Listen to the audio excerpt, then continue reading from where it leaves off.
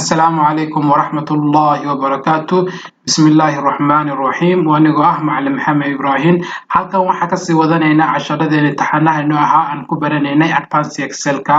maanta waxaan rabnaa inaan isla barano wax loo yaqaano lowest sales iyo highest sales. lowest sales wax saas maaha waa maxay? waa alaabta ugu yareed aan bishaan iibiyay lacagtii soo gashay waxay noqotay, iyo alaabtaan iibiyay oo bishaan iibiyay lacagtii ugu badneed oo aan iibiyay soo gashay maxay ahayd ayaa rabaa in isla ogaado bisha. marka waxaan haysanaa sales person waa maxay? waa dadka alaabta iga iibsaday ilaa waa 5 qof waaye.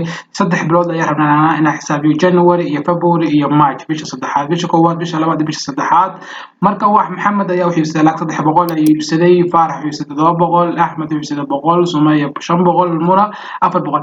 hadartan waan xisaabin karaa oo waan arki karaa, laakiin sometimes daatada aad ayay u weynaanaysaa marka campaign ka shaqeynayso ama meel mataqaana market supermarket ka shaqeynayso. daatada aad ayay u weynaanaysaa oo si fudud uma soo saari karto, time ka qaadanaysa. marka waxaa la isticmaalaa shortcut ayaa la isticmaalaa. shortcut ayaa rabnaa in isla barano. horta xaggan waxaa u baahanay total inaan soo ogaado ayaa rabaa alaabtooda iibiyay bishaas.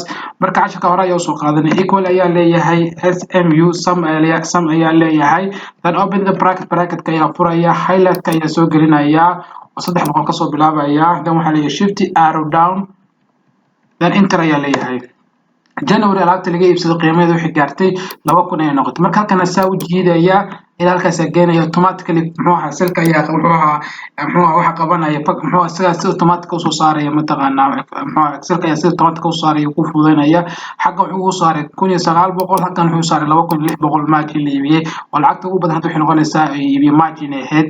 marka waxaan leeyahay inaan ogaado ayaa rabaa lowest sales alaabta ugu yareed aan iibiyay lacagtii soo gashay bishii January. then waxaa leeyahay equal ayaa leeyahay, waxaa leeyahay MIN ayaa leeyahay minimum uu soo gaabiyay. then waxaa leeyahay open the bracket ayaa leeyahay, halka ayaa ku dhufanaya shift plus arrow down ayaa leeyahay, then enter ayaa leeyahay.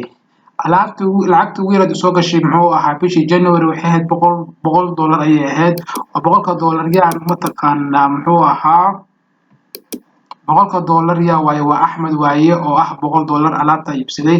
haddaan rabo inaan ogaado highest sales lacagta ugu badneed oo soo gashay bishii January, sidoo kale waxaa leeyahay equal ayaa leeyahay, MA ayaa leeyahay maximum soo gaabiyay, then open the bracket ayaan furaya, then highlight ayaa soo gelinaya, shift arrow down ayaa leeyahay, then enter ayaa leeyahay.